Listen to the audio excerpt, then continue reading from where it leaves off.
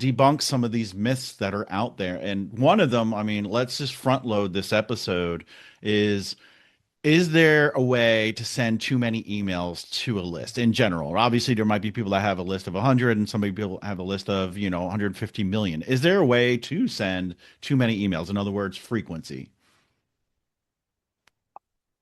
The short answer is obviously, and that number will vary from list to list. But I can also say that no one ever tested that, right? No one ever tried. No one ever took 5,000 people and said, let me see what I could do, right? And then I'd have the true number. So it shows to me that it's not something that's based on truth. It's based on belief. Right. So now let's go back to can you send too many emails?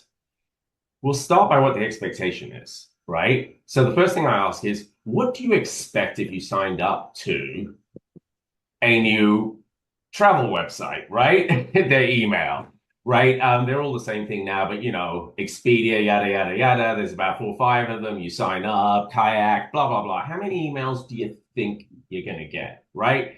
Now take Amazon or Temu or something like that. How many emails do you think you're going to get? Now take your insurance company or your credit card. How many do you think you're going to get? And very few people sign up to a list without an expectation that they're going to get multiple emails a week. If they don't, they just don't live in reality, right?